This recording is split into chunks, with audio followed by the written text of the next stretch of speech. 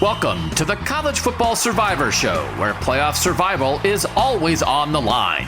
Here are your co-hosts, Doug Lesmerises and Shehan Jeyarajah.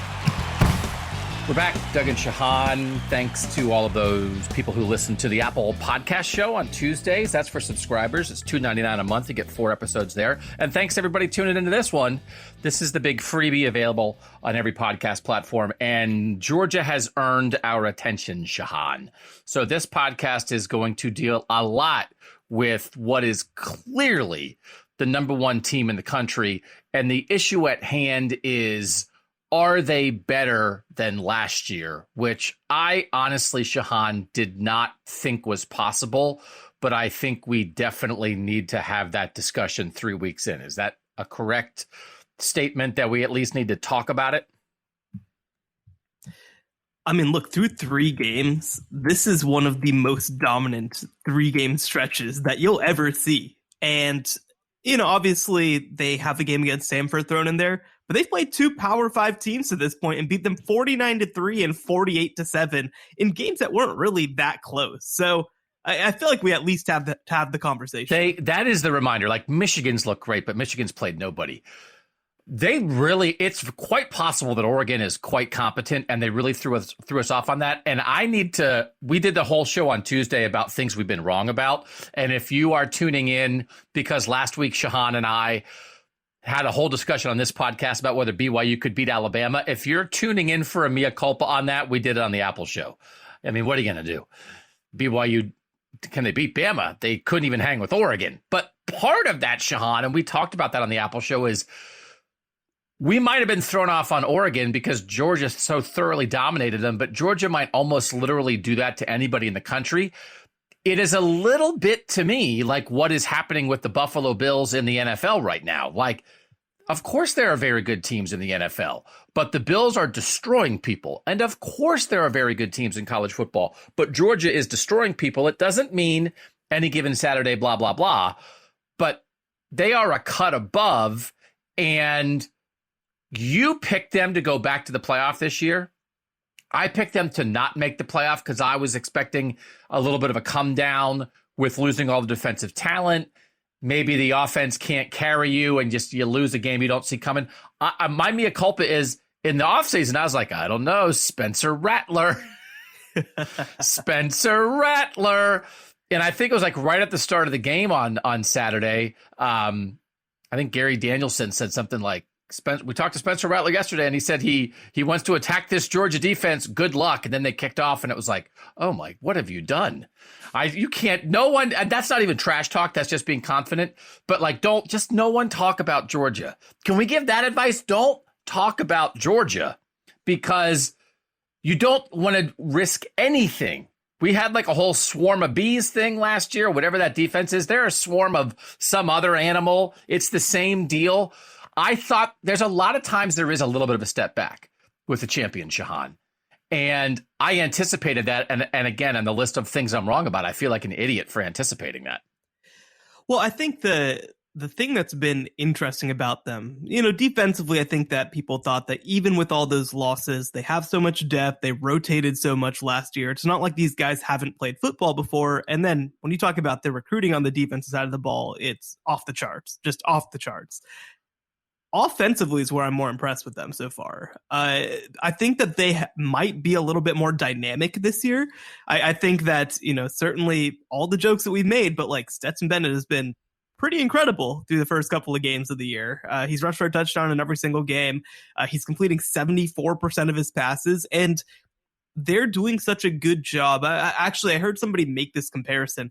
It feels like last year, Stetson Bennett was running the JT Daniels offense like pretty well, but like this year is the Stetson Bennett offense. Like their offensive staff just put together a game plan, put together an offense that takes advantage of the things that Stetson Bennett does well, which is mostly throwing the ball within 10 yards accurately, but like he can throw it very accurately. He can do it on the move. He can, you know, and I think that they are doing such a good job of finding ways to get him into good situations, and they are pretty dang scary offensively. We will have a Stetson Bennett Heisman discussion on this podcast. All right. I don't know if I'm going that far. I'm not joking. I'm not joking. I can't believe it. I can't. It is perhaps, I've covered college football for 18 seasons.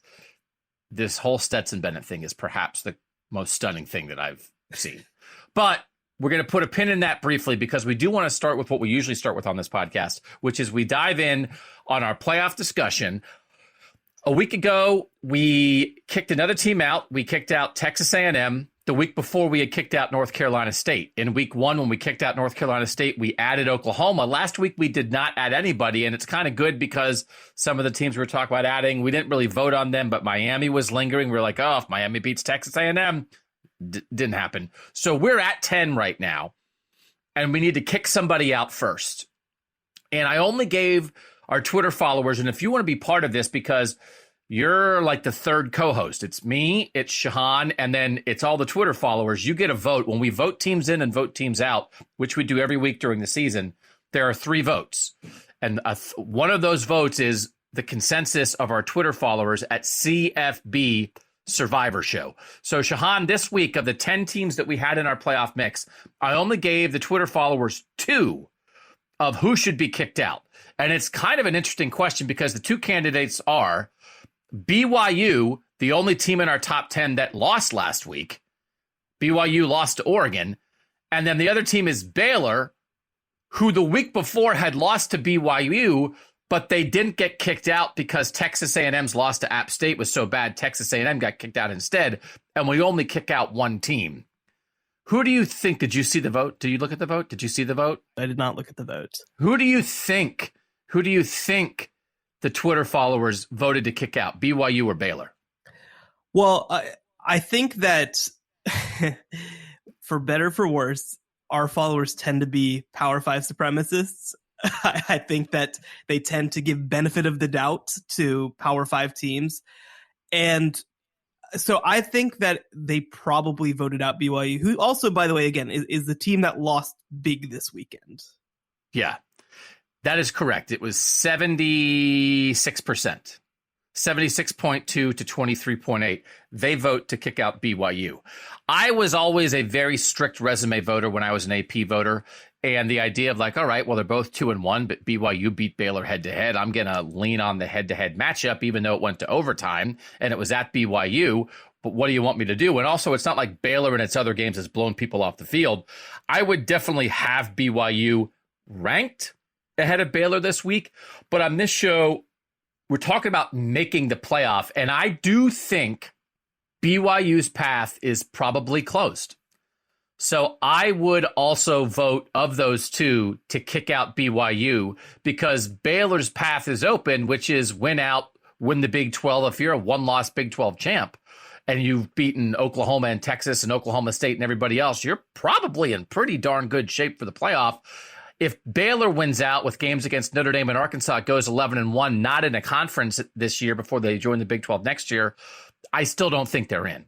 So I think path and opportunity means, to me, BYU is out and Baylor remains in. How do you see it?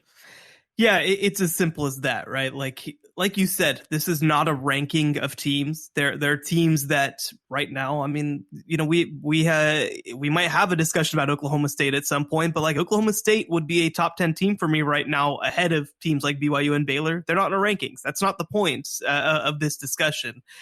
And so I think that, you know, BYU needed to thread a needle. They needed to do what Cincinnati did last year, where they beat their big matchups and they take care of business elsewhere. You know, I mentioned this briefly on the Apple show. If you are BYU, the last thing you could afford to do is get blown out. If you lose a game close against Oregon, this schedule's pretty good. So, like, if you lose close against Oregon, you give yourself a chance. That game was not as close as 3 touchdowns. The score was 38-7 in the third quarter, and it just kind of pulled away from there, right? So, for example, I think that you make the comparison. Baylor went on the road and lost in double overtime against BYU, whereas BYU went and lost big to Oregon. So, like, when you're weighing those negative data points, one's going to hit a lot worse, and also BYU doesn't have the ability to play their way out of it the way that Baylor does.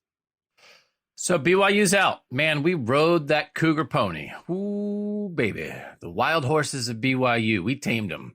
We tamed them for a couple of months this offseason. I wanted to have Kalani Sitake on the move. Maybe we can probably get Kalani Sitake now because I don't know who else wants to talk about BYU. If we're done talking about BYU, everybody's done talking about BYU.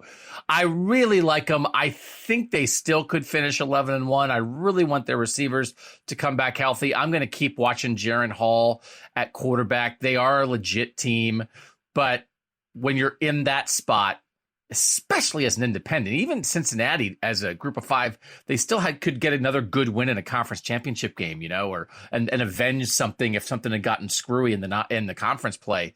BYU just doesn't have that. They'll be in the Big 12 next year, and they're going to be like a factor, just like Cincinnati's going to be in the Big 12 and be a factor. So BYU's not going anywhere.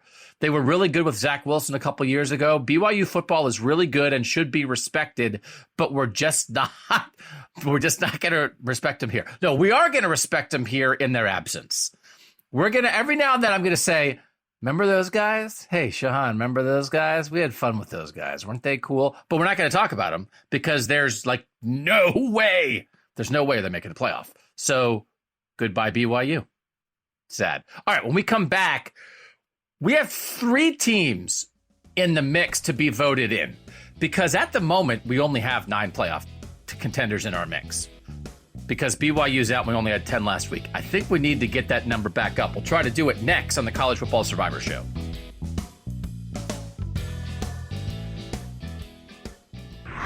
Don't miss the College Football Survivor Show bonus episode this week. Available only on Apple Podcasts. A week ago, we were the only college football podcast in the country asking the question, could BYU beat Alabama? My question to you is, what have we done to ourselves, our reputations, and this show? Because BYU couldn't hang with Oregon for even a half. Yeah, are you familiar with the concept of regression to the mean? Because I'm pretty sure that that's what week 3 was, just in general for me. Everything that I said, everything that I predicted, everything that I guessed was just as wrong as it could possibly be. Subscribe now on Apple Podcasts for exclusive College Survivor Show bonus episodes. All right, Shehan, I held off on Oklahoma State. We're gonna get to them, but I did not make them one of the contenders yet this week. There were 3 teams that I put out there individually because I'm open to more than one being added because we'll go as high as 12 in our mix, and we're only at 9 right now.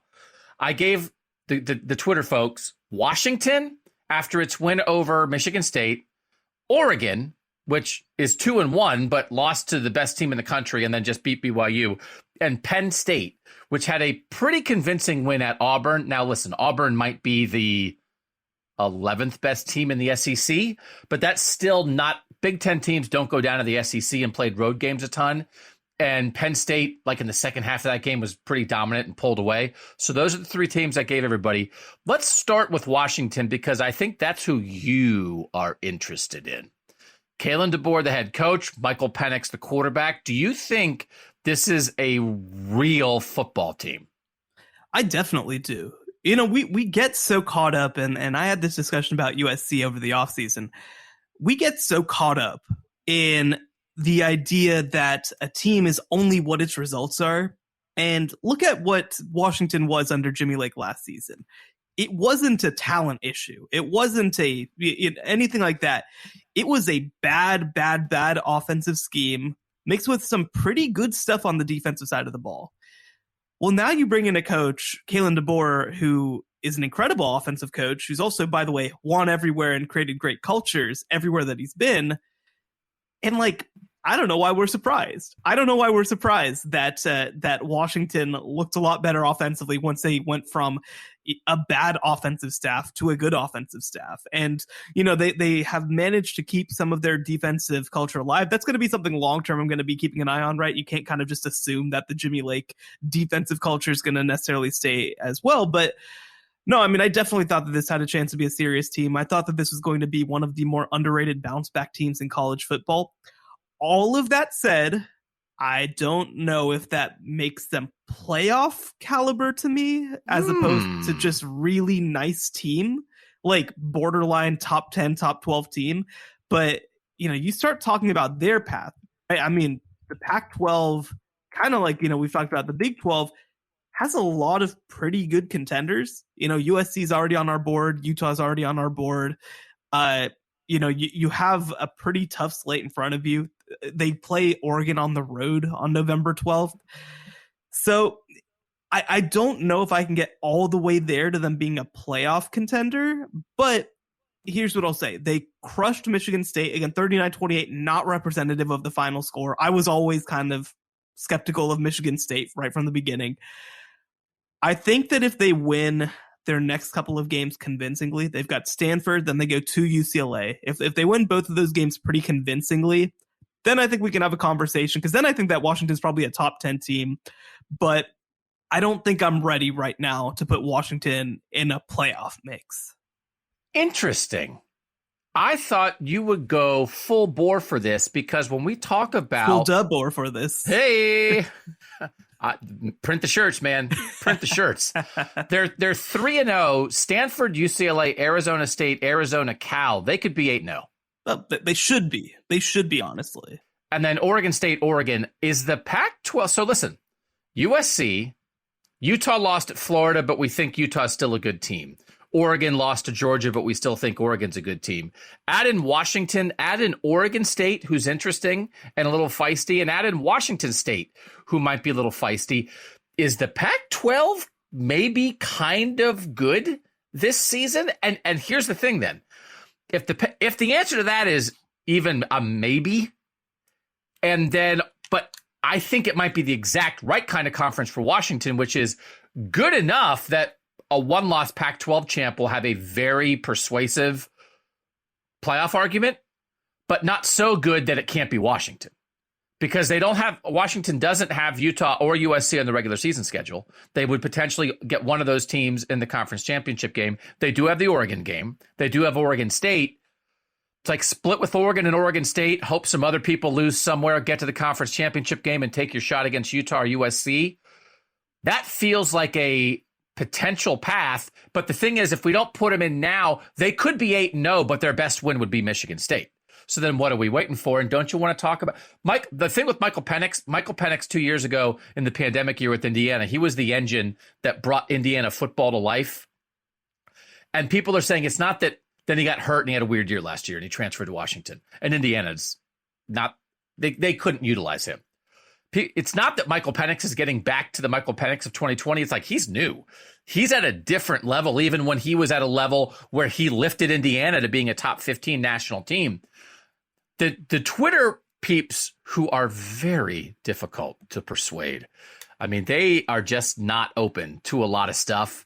They voted no on Washington, 61% no, 39% yes. So that means both you and I have to agree on Washington for Washington to join the mix. I'm there because if we're doing coach and quarterback, I think both are at the level. And then what I just explained with the conference, like what about, it's like, okay, well now they're 5, they beat Arizona State. Now they're 5-0. Now let's put them in. If we're going to do that, let's just put them in now. They've played one Power 5 team to this point, and Michigan State, again, for me, when I picked their schedule preseason, I had them as potentially a 7-5 team. Like I just don't know exactly how good Michigan State is. So like, I think for me, I want to circle that game against UCLA. If they can win those next 2 games and go on the road and beat UCLA on the road, and I don't think UCLA is awesome either, but like, road environment, not the best road environment if you've seen some of the pictures from the Rose Bowl this year. But, you know, if you can be 5-0, I think that's enough for me to consider you. We have one data point. Like, we really have one total data point on Washington, and it's a really good one, but I think I want to wait. I would say we have 2 data points. One is they beat Michigan State, and the other is we just made up a Kalen DeBoer t-shirt slogan. So that would be the second data point for me. But if you want to hold back, then we hold back. So that's a no on Washington. I got to say, that's a surprising no to me, because this would be like, or Washington's what, like, I think like 19th in the polls. But again, pollsters don't know what they're doing. Like they're like, you start talking talent base, coaching, path, conference, schedule, good quality win. But we'll hold off, so let's do the other team in the Pac-12. Let's do Oregon, which the case here is maybe everybody in the country would lose to Georgia 49-3, and Oregon just happened to be the one to have to do it. And then they've won their 2 other games, including beating a team that we were in love with a week ago pretty convincingly. And as we talked about to some degree on the Apple Show, Bo Nix put some Shehan quotes on his bulletin board and then went out and was good enough because he ran for 3 scores. I think he threw for 2. It's not an explosive passing attack, but there is a base of talent there that Mario Cristobal left Dan Lanning, and I think Dan Lanning might be a pretty good head coach. And then all the other things fall into place. A lot of what we said about Washington. The Pac-12 might be good, but not too good. Could Oregon win the Pac-12? I don't know. I think maybe they could. I'll tell you what they're not going to do in the Pac-12, play a team as good as Georgia. So do we want to, do we want to reward Georgia for beating BYU while also patting them on the back and saying, it's okay. Lots of people would lose to Georgia 49-3. It's not you, Oregon. It's them. It's not you. Do we want to do that and put them in the playoff discussion? It is very hard for me to imagine a team that lost 49-3 making the playoff. But we're going to, in like 20 minutes, we're going to explain why it might make sense in this one very rare circumstance. But go ahead. South Carolina scored 7 on them. It's this 49-3 is disgusting stuff. Like just awful stuff. And I think that if you have that, and I'm not saying it's insurmountable, right? Like back in 2020, Texas A&M lost 52-24 to Alabama, and they legitimately entered the discussion at the end of the year because Alabama just kind of proved that they were that good, right? And that's a reasonable place for Oregon to end up.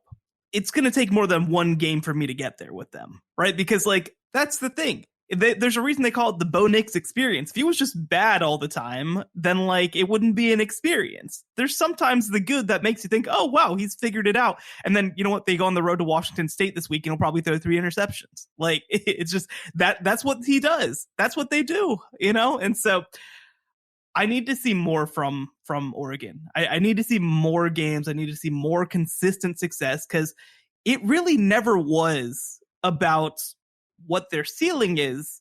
It's about what they're going to be game to game. And so I like what I saw from them against BYU. I want to see it. Washington State, I think, is a pretty good challenge for them, a pretty good opportunity to show something. Then they play. I mean, the thing with the Pac-12 is that, like you said, they have 4 to 5 maybe pretty dang good teams. And then like the other half is just like not even real football. Right? The bottom of the Pac-12 is the Mountain West, or I mean, is that might be generous. Well, maybe this year's Mountain West. Last year, the bottom of the Pac-12 could not compete with the Mountain West because Mountain West was pretty good. But like they go Stanford at Arizona versus UCLA at Cal at Colorado. Like you better win all those games. You know what we might get in mid-November? 8-0 Washington versus 8-1 Oregon. That's possible. That would be great. That would be a lot of fun. And I definitely think that's a possibility. And, you know, so for me, play your way in, right? Play your way in. I think that's what Oregon has to do at this point. Again, we might look back at 49-3 against Georgia and say, wow, that's just a thing that happened. But I'm not erasing that result because of one game.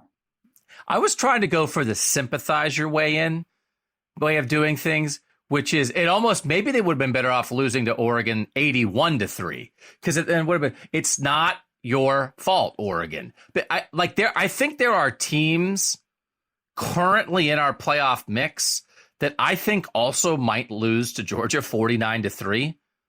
I'm not so sure Oklahoma wouldn't lose 49-3 to Georgia. I'm not sure Clemson wouldn't lose 49-3 to Georgia.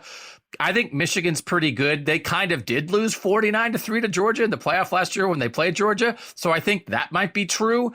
So that's the tough spot here that I was open to almost forgetting that, right? That just like, you know what doesn't count?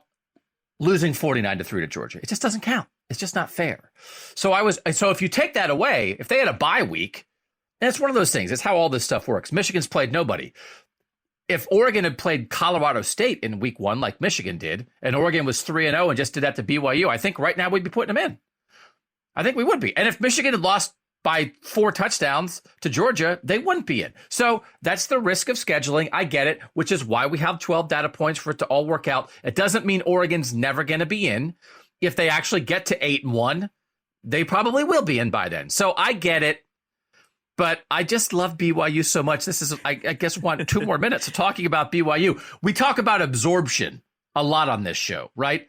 We had so much. We were leaking BYU juice last week. And so Oregon mopped them up.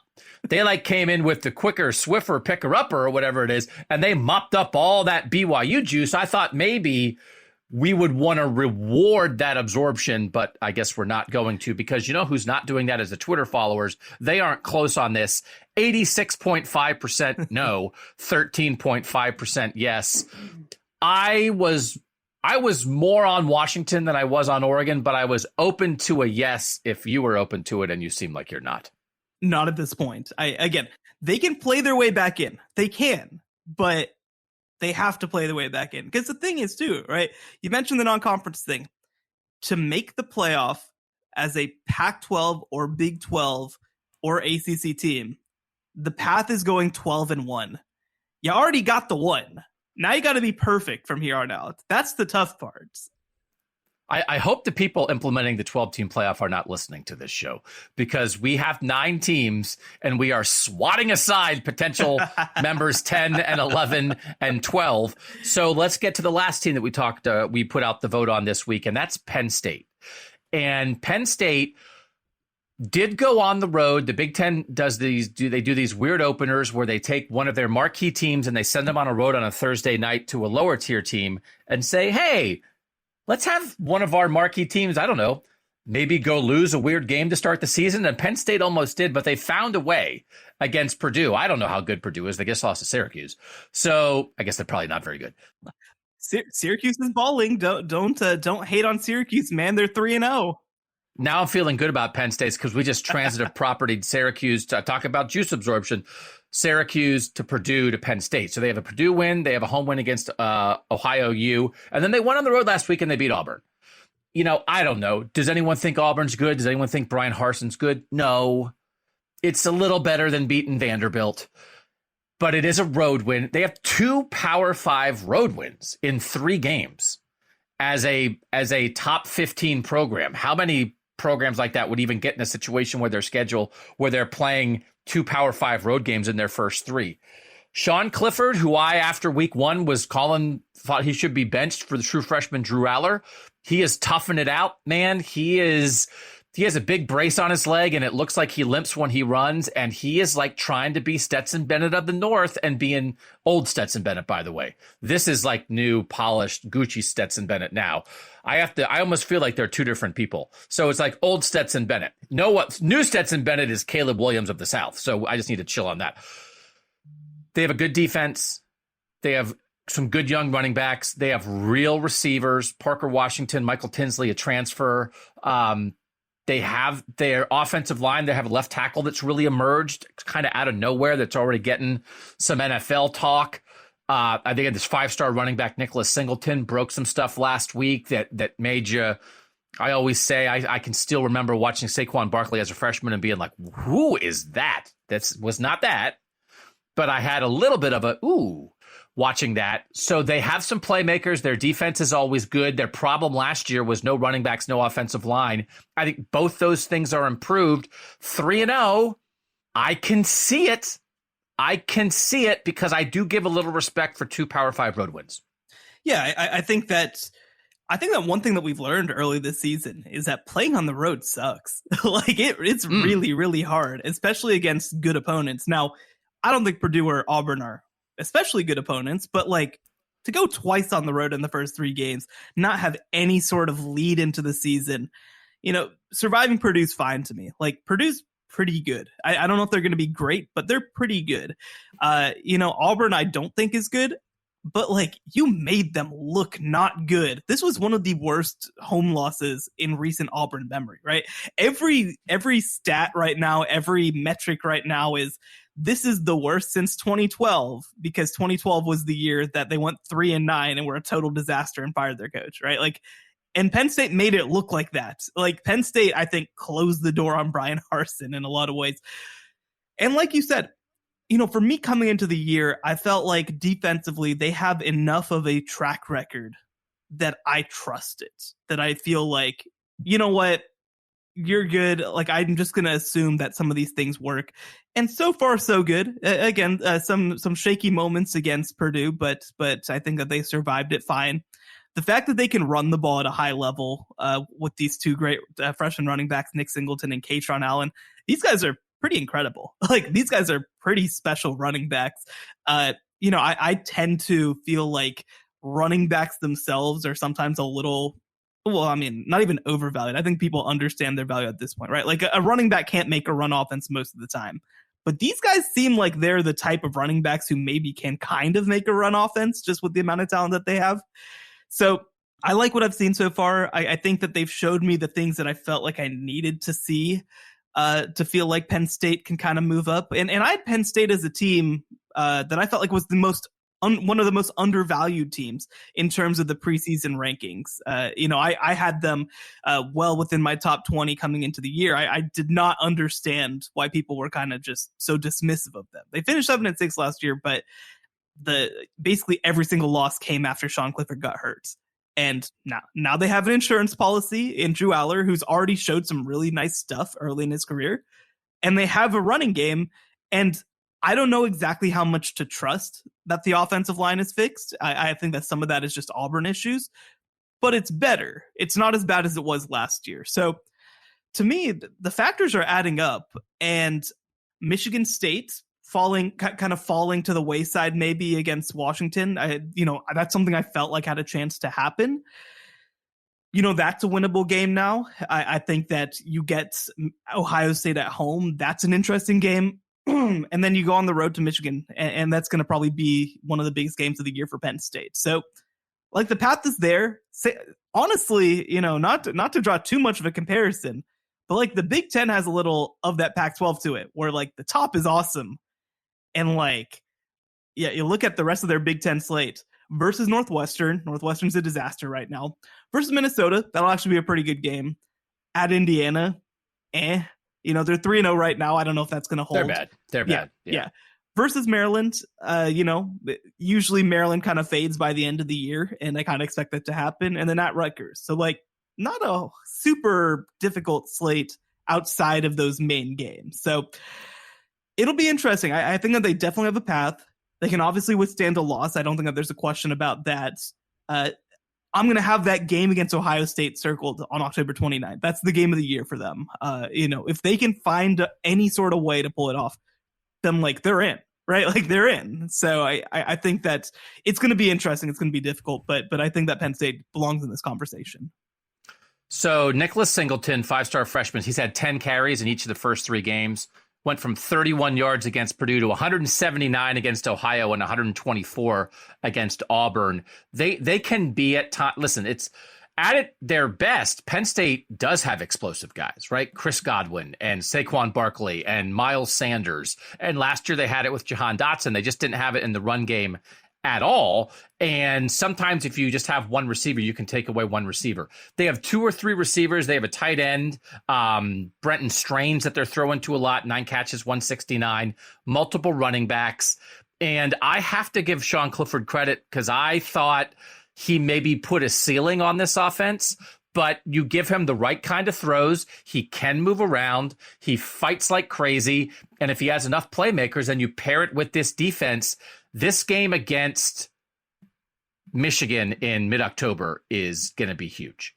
It is a potential showdown of what could be very well top 10 teams by then.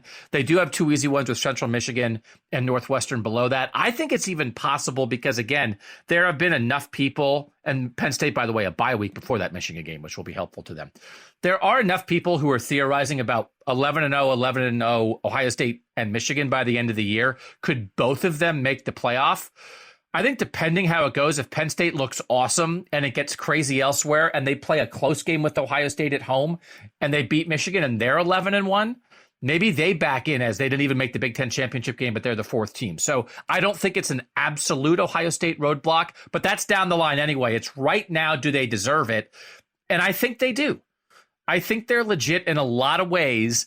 And if the offensive line is kind of figured out at all, it has been such a problem.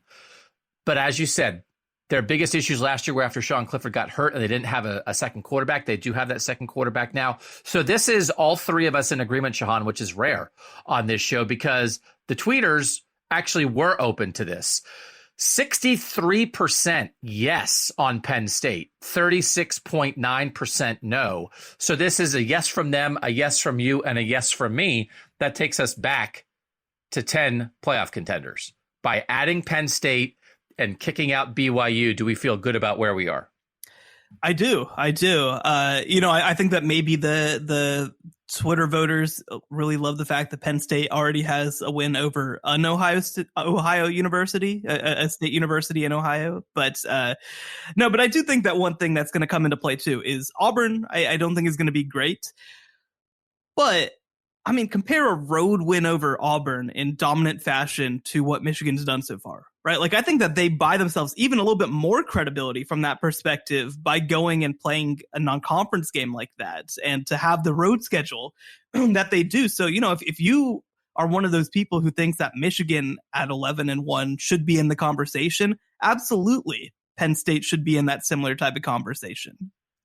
It's funny. You can hear the playoff committee chairman on the show explaining why do you have Penn State maybe higher than some people think. It's like, well, we view that Auburn victory as a quality road win against a quality opponent, right? The funny thing is Michigan's played nobody. James Franklin, after going to Auburn and winning, basically said, I never want to do this again. And their non-conference in the future doesn't have games like that. He said our non-conference should be a way for us to get 3 wins. Is basically what he said. He doesn't want any part of this as we sit here and say, you know what? Auburn's not that great, but this is still a really quality separating win. And James Franklin, it's too much. It's not worth it, right? Because if they had gone and lost, it'd be like, oh, wow. So I do think sometimes the way the committee votes, again, like Oregon went and played a great non-conference game. What did it get them? So I do think, and I think the committee is sometimes, we like a good schedule. We respect quality non-conference wins. I think the loss is so punitive sometimes that no one's dinging Michigan. Michigan played nobody. Nobody's dinging them. Speak for yourself. I definitely will ding Michigan whenever the time comes. But like at the moment, we're going to do our rankings later, and like we're going to have Michigan in the top 5 in the country for beating nobody. So I wish, and again, maybe in a 12 team, people will think like that less, but who didn't love Penn State Auburn? Turns out the Penn State coach who won the game didn't love it. So Penn State's in, that gives us 10 teams. That means when we come back at the end of the show, we're going to rank those teams, right? We're going to do all the ranking, but at the moment, we're going to take a little break. And when we return, we're going to talk about how good is Georgia exactly, because they deserve a long discussion next on the College Football Survivor Show. The College Football Survivor Show, where playoff survival is always on the line. All right, we are back, and we did a little tease on this earlier, and one of the things you said about Georgia was it's the offensive side of the ball that is so interesting right now. How many quarterbacks, and listen, they make Stetson Bennett look great, but he broke somebody's ankles on a quarterback keeper in that game. He juked a guy in the open field. He outran 2 guys and stretched for the pylon and didn't quite get it to set up another touchdown. He is very good floating and throwing on the run. And they just have a gazillion. Kenny McIntosh out of the backfield, Brock Bowers and Darnell Washington at tight end. They have a gazillion easy throws for this guy. But last year at times, Shehan, when they put more on Stetson Bennett, and you could be like, okay, there's a 20-yard pass over the middle. Well, that's not going to go well. It doesn't feel like that right now because they are putting him in the right circumstances. The Ladd McConkey playmaker experience is unbelievable.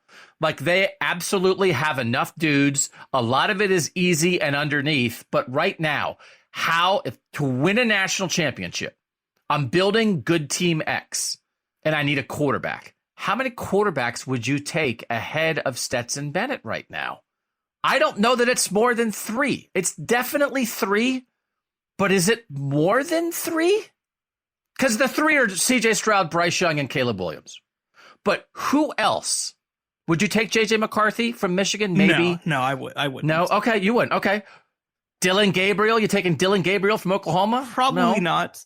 Okay. I think the thing that's interesting, that the 3 are in a tier above Stetson Bennett. Like there's no way I'm considering any of those 3 guys.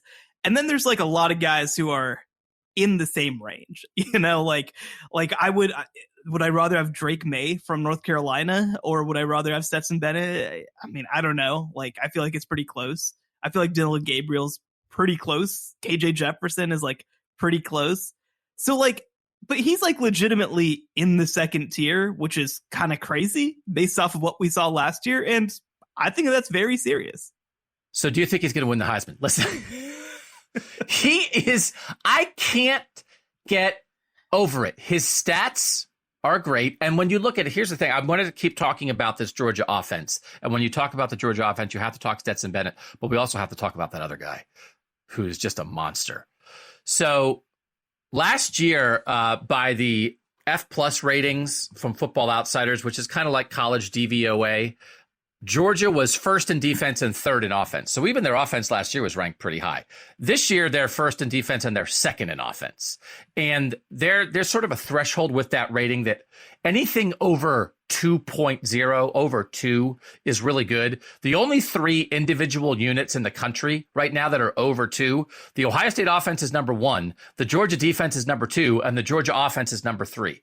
That is the thing about this, that the running backs, right? Kenny McIntosh and Kendall Milton filling in for Zamir White and James Cook, who went to the NFL. It's the exact kind of duo, and they get it done. Like, they are absolutely good enough. They are a national championship caliber backfield. Maybe not lead it. It's not Sony Michel and Nick Chubb, but absolutely good enough. Ladd McConkey is a playmaker. And then they have a bunch of outside guys, Kearis Jackson, A.D. Mitchell, a lot of the guys we saw last year, right? They're all there. And then Darnell Washington, again, might be like the 4th best tight end in the country, but he's the 2nd best tight end on his own team because Brock Bowers is as good of a skill position guy as anybody in the country. He scored 3 touchdowns last week. One of them was on a reverse. One of them was on a seam route down the middle for 78 yards. And one of them, I think, was on a little flip where he like beat 3 guys. He is he's not a tight end. He is he's closer to Justin Jefferson than he is a tight end. They get him the ball in so many different ways. He is a devastating weapon. There's like a recruiting analytics Twitter account that I follow that tries to rate like the guys who hit the fastest speed on the field last week. Brock Bowers was in the top 5 because when he ran down the seam for 78 yards, he got up going, he's a tight end. So they have all these weapons, and then Stetson Bennett is bing, bang, boom, man. He makes every throw, but he is slippery. I want to talk about the guy calling the plays, but the offensive talent feels like they don't have any issues on the offensive line. They're fine. This is a truly talented offense led by a dude who knows what he's doing and has a ton of confidence. I think the thing that impresses me the most is that, you know, last year, I think that Georgia was really, really good at playing situational football, right? Like when they were on schedule, when they got stops, when they had good field position, they converted it. But one thing I want to take your attention to is that Oregon game, right? So they score on their first 7 drives. They score touchdowns on their first 7 drives. Here are those drives. 12 plays, 85 yards. 7 plays, 92 yards, 6 plays, 56 yards. So that was off an interception. 8 plays, 75 yards, right? Length of the field. 6 plays, 64 yards, 9 plays, 75 yards, 9 plays, 89 yards. So they're not just taking advantage of what their defense is giving them. They are creating opportunities for themselves. And I think that there is a fundamental difference between those two types of offenses. So like you said, Georgia last year was a very efficient offense, but they were an efficient offense because they were put in a lot of good situations. this Georgia team is creating good situations for themselves. They're putting together extended drives. They have the ability to be explosive in the passing game, which is not something that I think a lot of us expected.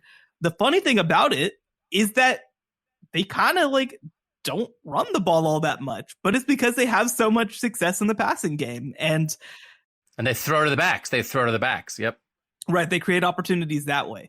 The funny thing about it is that we've talked before about the fact that the Heisman is a narrative award, and it should be. It is a narrative of a season. It's not trying to just say this is the best player in college football. Guess what? We have the NFL draft for that too. Like, there's plenty of opportunities to select who the best players in college football are, which, by the way, Brock Bowers probably should be in that conversation. But like, from a pure narrative perspective, it's going to be hard to keep Stetson Bennett's name out of this discussion. I know. Not only has he been really good, they are running everything through him. It's not, sort of like last year he was the guy getting carried along for the ride. This year it's like Todd Monken, who's that name that we're going to talk about in a second, that offensive coordinator. It's like Todd Monken came in and said, you know what would be crazy? Obviously, we're the best team in the country. What if we did it in a way so that Stetson Bennett won the Heisman Trophy and was kind of undeniable? Because right now, through 3 games, 952 yards passing, 74% completion, 10.8 yards per pass attempt is unbelievable. 5 passing touchdowns, no interceptions, by the way. And he's also had a rushing touchdown in every single game. So, like, and apparently he is the second quarterback to ever have, I think it's multiple passing touchdowns or a passing touchdown and a rushing touchdown, whatever it was, to his first 3 games. And the only other guy to do it is Patrick Mahomes. Like, they're trying to make this happen, right? Like, it really, really feels like it. And I'm not about contrive, whatever, but like, the story of the season so far in all of college football, beyond the shadow of a doubt in my mind, has been Stetson Bennett. Yeah. Now, listen, if CJ Stroud or Bryce Young has that kind of year, or Caleb Williams, I guess, then they're going to win, right? If their team is undefeated number 1 and they're the reason, they're going to win. If those guys aren't that, if there's a crack, Stetson Bennett's waiting at the door. And I don't know how dissimilar this is from Mac Jones in Alabama in 2020. You put a guy who can run the offense at the heart of a good scheme surrounded by playmakers, and he is surrounded by playmakers now. Brock Bowers is not going to win this year, the Heisman. Let's have a full-throated tight end winning the Heisman conversation, because he's not a tight end. They run reverses for him. They run jet sweeps for him. He's not really a tight end. He's Kyle Pitts, right? And he's just a big receiver. So he is that kind of guy. He's not going to win this year. But Stetson Bennett as being emblematic of something, but he really is a lot better. And it's not just statistical. You can just see his control, his completion percentage is up like 9%. It was 64.5 last year. It's 73.9 right now. Again, averaging well over 300 passing yards per game. It's legit. And Bowers, they do a great job. This is one of those things, again, it's kind of a back and forth. Jackson Smith-Njigba for Ohio State was back last week, but they didn't use him much, and he felt like more like a decoy than anything else, and he opened up other stuff. Brock Bowers is by far their best offensive weapon, and they get him the ball. They find a way to get him the ball. Now, Ohio State will get Jackson Smith-Njigba the ball too, but like, you can't stop that because they're so creative, because Todd Monken, the offensive coordinator, who is now in year 3 at Georgia, I think we would have to call him one of the best college football hires of the last decade. Is that right? He got a raise this year from $1.25 million to $2 million. He's kind of one of the rare guys in the $2 million assistant club right now, because kind of all the other guys in it got head coaching jobs from last year. But he has elevated this offense, and he's just a crazy path. He was, and again, people know I'm in here in Ohio. He was with the Cleveland Browns in 2019, and what was an absolute mess of a season when he was the offensive coordinator for Freddie Kitchens and a staff that got fired after 1 year. And then it's like, oh, what are you going to do now? He's the former head coach at Southern Miss. He's been in the NFL. He left being the head coach at Southern Miss after a 9-win season in his 3rd year to go be the offensive coordinator for Tampa Bay, because Dirk Cutter was his friend and was the head coach. And after 3 years, they all got whacked. And then he's like, okay, I guess whatever. I'm this former college head coach. I guess I'll try to go to the Browns. And now he's the offensive coordinator at the best program in the country. And he is fundamental because he's dialing stuff up that, like, I don't know how many other people are running tight end double reverses to get their guy the ball. He's really good. I don't like paying assistant coaches because I think a lot of them are the same. This guy's a difference maker, man. He's in year 3. And I will say this. Again, just Ohio State as a reference point for me a lot. 2014, Ohio State wins the national championship. Tom Herman, the offensive coordinator, leaves after that season to be the head coach at Houston. They have almost all the same players back in 2015, but they have new people running the offense, and it's a real problem. There was a lot of speculation after last year that Todd Monken might leave. That's why he's making $2 million right now. But getting Todd Monken to stay with the same quarterback, with the same devastating tight end and we all knew it, was an absolutely crucial move for Georgia this offseason. And we're seeing the fruits of that right now. Yeah. Again, you always mention that you think that coordinators are just middle managers and then go on to talk about how losing coordinators fundamentally shifted programs. But average guys, too many. Everybody thinks everybody is special. I'm here for the special people, but everybody thinks everybody is special. Not everybody's special. A lot of guys are replaceable. A lot of guys are, but I acknowledge when guys aren't. Yeah, I think that's more about the quality of the hires that you make. But, you know, I think that you look back at Todd Monken's career, kind of really cut his teeth in some ways under Mike Gundy at Oklahoma State. That's kind of probably where he was most well known, was obviously being the offensive coordinator for those Brandon Whedon teams, the one in 2011 that should have probably played in the national championship game. And so I wasn't quite sure what to expect when he came to Georgia. You thought that maybe he was going to try to add some dynamic spread passing stuff, and he did a little bit, but really he's just kind of looked at what they have and said, let's make it work. And that is a very underrated thing in college football, is to understand the talent that you have and how to put them in good situations. Football doesn't have to be hard, right? Like you can just put your guys in good situations. And I think that Todd Monken has done an incredible job of doing that. I expect that especially if Georgia wins another title this year, he's going to be a very hot head coaching candidate. And I think he deserves a lot of credit, because again, it feels like Todd Monken sat down and said, we didn't really have a Heisman Trophy contender last year, did we? I'd like to win that. I'd like to win the Heisman Trophy. What if this guy won it? And now, just because they're choosing to do it, he might win it. And that might be a way to keep Todd Monken in 2023, because if they repeat as national champs and his quarterback wins the Heisman, and then he could be like, has a tight end ever won the Heisman? Let's try that. That sounds like fun. Yeah, let's see if we could have Brock Bowers score, 25 touchdowns, just because I think he's probably talented enough to do it. He is a devastating weapon. So they have all the pieces on offense. But guess what? They also have the pieces on defense, and I want to make sure we're crediting Georgia for the right things here. On PFF, looking at their snap counts defensively, I took the guys, the top 15 guys in snap counts on this Georgia defense right now.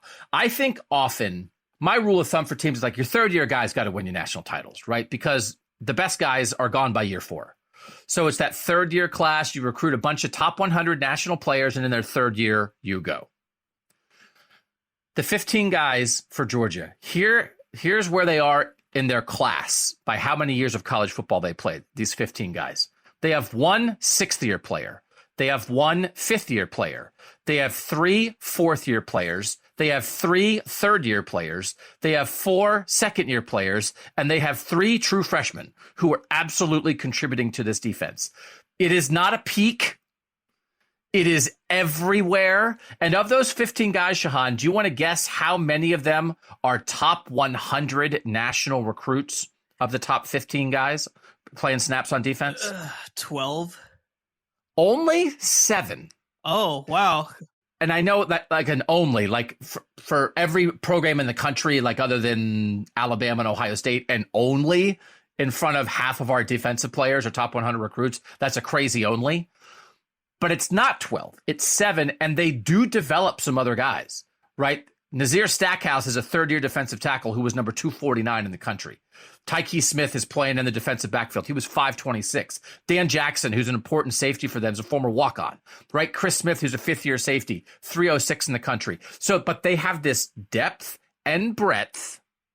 Their back end is playing really well right now. But part of it is they have 3 true freshmen who watched this team on TV win a national title last year. But these guys are all legit. Malachi Starks at safety, number 19 overall recruit in the country. He's already made a couple huge picks. That showed up right away at Oregon. It's like, who is that guy? Dalen Everett, corner, number 28 overall player in the country. And Michael Williams, an edge guy who was the number 4 overall player in the country. And is like, okay, that's going to be a real thing. And then Smael Mondon, I think I'm saying his name right, second-year linebacker. I've never heard that. I was just reading that name. I've never seen that name in my life. That is quite a name. He was the number 35 overall player in the class of 2021. So he's a second-year guy at linebacker who's making plays all over the field. They do have they have 7 first and second-year guys, none of whom who did much last year, who were absolutely ready to slide in behind all the guys who left for the NFL. And then you have these third-year guys, Jalen Carter, at the heart of it. But again, guess what? Not playing that many snaps, just like Jordan Davis last year. They're saving him. They let him be there at peak moments. He's like 14th on the team in defensive snaps. Keely Ringo was the number 4 overall recruit in the country as a third-year guy at corner. It's deep, it's wide, and it looks pretty much the same. But I thought last year, the key with Georgia is our front 7 was so good, you got to throw over them. And then the way Ringo was playing by the end of the year, and some of the other guys, Lewis Seen at safety was playing really well, right?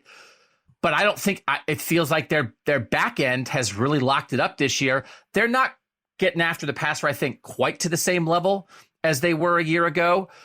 But if their back end's better and the other guys are still really good, it is not much of a huge drop-off. And by the end of the year, Michael Williams and Smael Mondon and Malachi Starks and some of these young guys are going to be known as some of the best defensive players in the country. And they have a bunch of veterans with them helping lead the way.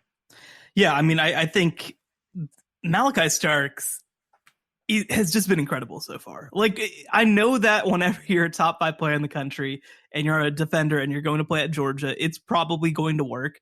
But right now, he is the 3rd highest rated defender on their entire team, and he leads the team in snaps played per PFF. Like, he has been unbelievable so far, just a total difference maker.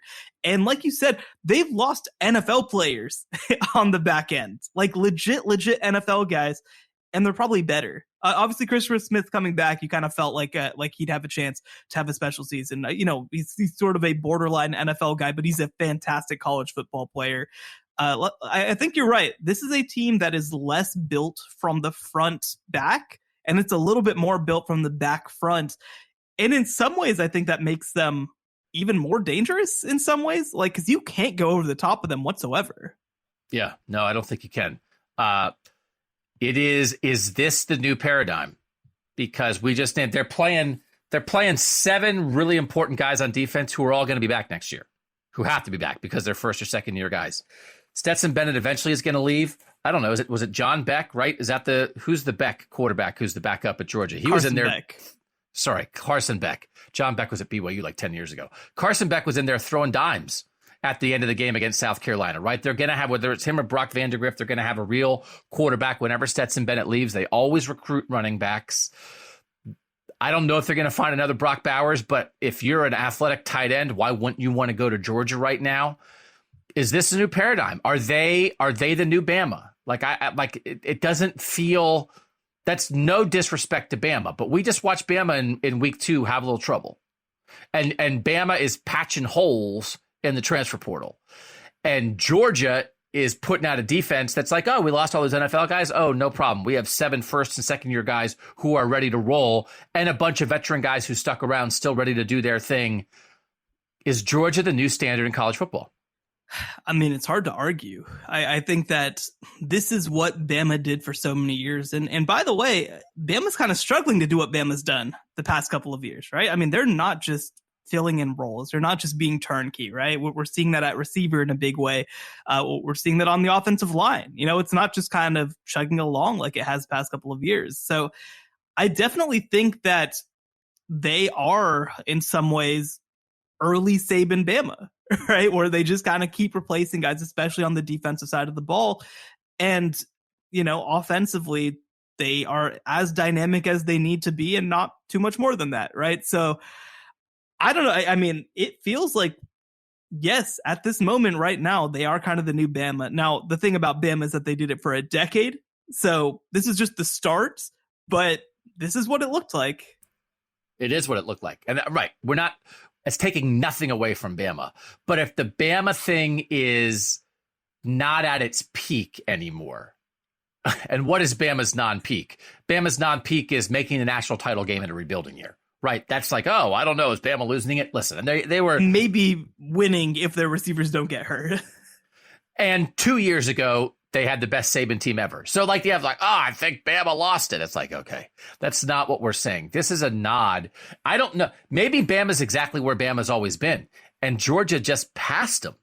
Maybe Bama hasn't fallen back at all. I don't know. I watched that Texas game. I think they're struggling. That's just Sark being Sark, man. Hey, man, I don't know. I don't know if Georgia wants a piece of Texas right now. It's Nick Saban's about to bring in Jacob Coker as quarterback's coach. He is tired of having a great quarterback who loses him games. I definitely I saw a tweet from somebody along the lines of the crazy thing about Cliff Kingsbury eventually getting fired is that he's going to be Alabama's offensive coordinator next year, which, I mean, it's just like, oh, I don't like, yeah. So, it's a nod to the, I'm surprised. Like I just, it's so hard. They were so generational last year, and Michigan's done it at a much lower level, but credit to Michigan. You were a team fueled by defense. You lose a lot of great defensive playmakers. So what do? You raise the level of your offense, but then also replace your defensive playmakers to the level where there's not a huge drop off, right? But you keep you were actually, both Georgia and Michigan were less balanced a year ago because they were so defensive heavy. So now they're more balanced. I don't know if that means they're a better team. I actually think in Georgia's case, it might be. Michigan's is probably not, but a lot of credit for raising the level of your offense to compensate while also really doing a good job plugging the holes on the defense. So a ton of respect for what Georgia's done. I did not anticipate it. It's always harder to repeat than it is to get there. The first time every coach says it, climbing the mountain's fun, staying on top of the mountain is a grind, but a ton of respect for what Georgia has done. So let's quickly get to our rankings, where we now have 10 teams to rank this week. And we both agree Georgia is one, because we can't have this conversation and have Shehan come in the back door and be like, you know who I'm really vibing with this week? Oklahoma. So you have Georgia 1, as do I. Who do you have 2? I have Ohio State still 2. As do I, which is what we had last week. I forgot what I had last week, so I'm trying to be comprehensive and, consistent, but also I can't remember. Who do you have 3? Yeah, I'll say it right now. I do not try to be comprehensive and consistent because I want to rethink it every single week. And that's why right now at number 3, I have USC. I do want to rethink, but I don't want to change it for no reason. So you have USC 3. I have USC 4. I have Michigan 3, but I don't have a strong feeling about it. I also really want to see Michigan against Maryland on Saturday. Where do you have Michigan? I have Michigan actually pretty far down the board. Let me 1, 2, 3, 4, 5, 6. I have them at 6 right now. Okay. Understandable. They beat up another bad team last week. Maryland's going to be a challenge because we have to acknowledge Maryland won a pretty good game against SMU. Maryland's 3-0. They do have a good passing game that I respect. It'll be some test for the Michigan defense. It's at Michigan. I don't know how good Maryland's defense is, but this is it's one of those things like, just if Michigan beats Maryland, that will be different than beating UConn, Hawaii, and Colorado State. I miscounted. They're number 5. I'm doing this on the fly. They're number 5 in my rankings. But yeah, basically what happened is because I'll say I have USC 3, I have Oklahoma 4. I have like a real data point for both those teams. Fresno State is a good team. Nebraska, not a great team, but Oklahoma went on the road and basically 49-3. Nebraska's awful. Nebraska's awful. They're awful, but Oklahoma went on the road and 49-3 them basically. So I think for me, I have something positive to point to with those two teams, and with Michigan right now, I just have nothing. All right, so I have Michigan 3, USC 4. You have Michigan 5, USC 3. You have Oklahoma 4. I have Oklahoma 7 because Nebraska is a tire fire, and that does not mean that much to me to go do that. Who do you have 6? I have Alabama 6. I have Bama 5, and that's a little bit of a move up by Bama for me, even though Bryce Young threw 2 picks against Louisiana Monroe. They did basically do their thing. So I acknowledge that a bit, as opposed to coming off a game they should have lost against Texas. Who do you have 7? I have Clemson 7. I have Clemson 6. I think I moved Clemson down a spot. It's just still a little bit of a holding pattern there. Good defense. Still not sure about the QBs. They sure as heck are not in a hurry to get to Cade Klubnik. So I don't know. That was like a big early season storyline for me that doesn't seem like it's developing at all. So they're going to get tested here soon. And they're just kind of treading water right now. I don't know that we've really learned a lot like Michigan. Although at least by Michigan picking J.J. McCarthy, we learned something. I don't know that we've learned anything about Clemson than what we thought in the preseason, which is like, I don't know about quarterback, but the defense is good. So I think they're kind of the same team. Who do you have 8? I have Penn State entering the rankings at number 8. I had Utah 8, but I maybe should have Penn State there. Who do you have 9? And then I have Baylor 9. Oh, and you have Utah 10? I do.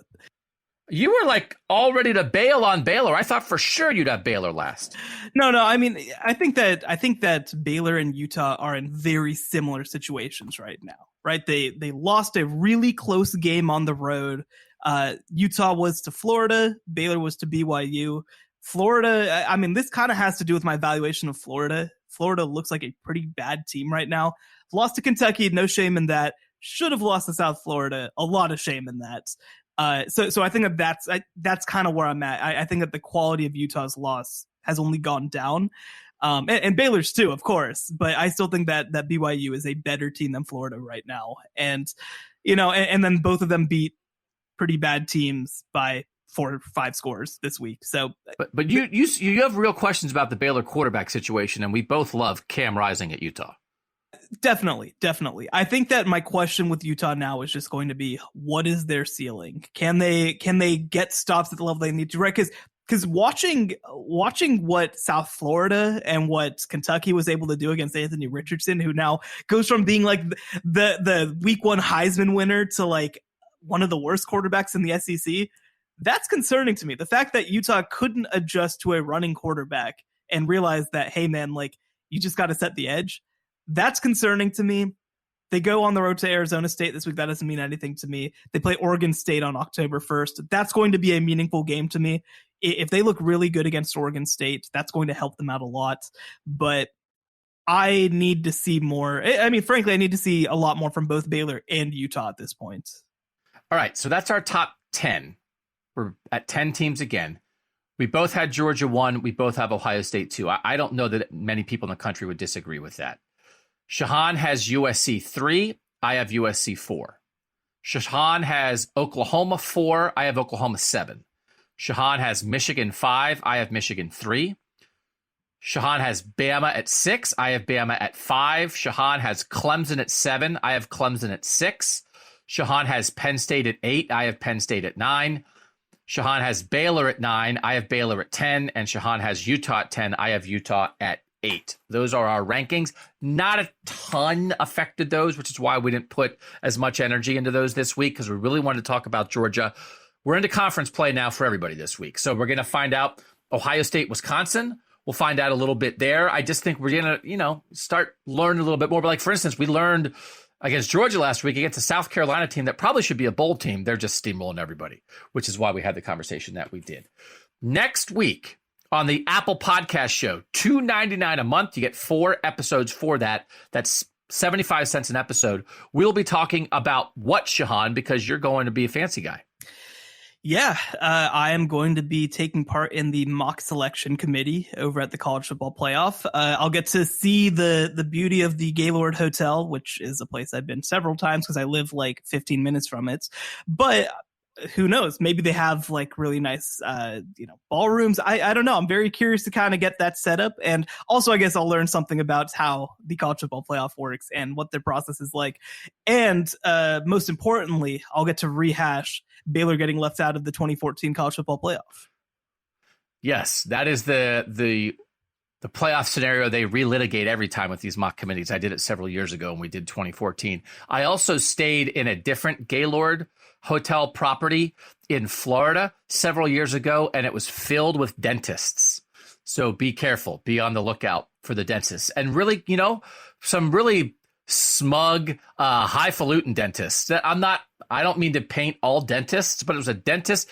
Dentists at a convention, not my favorite. I'm not saying if you are listening to this and you are a dentist, I have respect for you because I don't want to go to school and be that smart and then dig around in people's mouths. But maybe you as a dentist have been to a dental convention and you're nodding along and saying, I know how dentists can be, because I didn't love that. I will say, I feel like I'm prepared for that because my dad's a doctor. So like, I feel like I get the edge of that world. Although, like you said, they don't have to be digging around inside people's mouths necessarily. I feel like that's another level. Also, if there's a dental convention there, I'll be running away because Lord knows it's been a long time since I've been to the dentist. No, I don't want to hear that. You don't go to the dentist every year? I just forget. No. Shehan, I think of you as such a responsible young man. This is the absolute first thing that has punctured my view of that. You got to go to the dentist. You got to get the fluoride treatment. You got to go to the dentist. What are you doing? You're married. I know. My wife also hasn't been to the dentist in forever, but get your wife on the microphone. She's not home. So here's what I'll say. Okay, I had to get my wisdom teeth out, right? So I went to this dentist. And the thing is too, right, I've moved several times. Now I'm finally sort of in one place, but it came right as the pandemic came. So not an ideal time to go to dentists. But I went and had to get my wisdom teeth out. I went, did it. They figured out they were supposed to do all 4 of them at once. They did the top ones and figured out I had some sort of like cysts or something. So they charged me $1,000 more than they quoted me for the whole procedure to do just the top ones. And I was just like, y'all suck. Like, I hate this place. And it was also a periodontist too. So like it wasn't like an oral surgeon to take out my wisdom teeth, which I kind of thought that they were because I didn't understand how any of this worked. So I haven't been back since then. Wow. Well, that makes a little more sense. If we have any dentists listening who can help Shehan and maybe give him a good price, do you still have those 2 bottom wisdom teeth just sitting in there now? They're still sitting there. Okay. We got to get those out. Do you floss? Yeah, I do floss. Okay. I guess if you floss, maybe you can get by a little bit longer. But just you don't want the gingivitis. You don't want the gum disease. Just be on top of this stuff. Do you brush? Do you get to the back corners of your mouth when you brush? Yes, I do. I do all that stuff. Don't worry. No, I can't. No, I am worried now. I also growing up, I had terrible teeth. Like I had like whenever I went to the orthodontist, they needed like an expander. They needed it was a lot. It was a lot of stuff going on. So like I've always had kind of bad teeth. So I've always had bad experiences at the dentist. So I've never been in a rush to go. Okay. So next week on the Apple Show, we'll talk about Shehan's experience at the playoff mock committee, and we also will make him get a dental appointment. Maybe we'll call a dentist during the show and set up an appointment for you. That would be good podcasting. All right. Thanks to everybody for listening. Make sure you guys are reading Shehan at cbssports.com. Get subscribed to the College Football Survivor Show wherever you find podcasts. And if you like this free show, maybe think about $2.99. I could do $2.99. Try a month of the bonus episodes. See what you think. They come out on Tuesdays. For now, for Shehan Jeyarajah, I'm Doug Lesmerises. And that was the College Football Survivor Show. The College Football Survivor Show, where playoff survival is always on the line.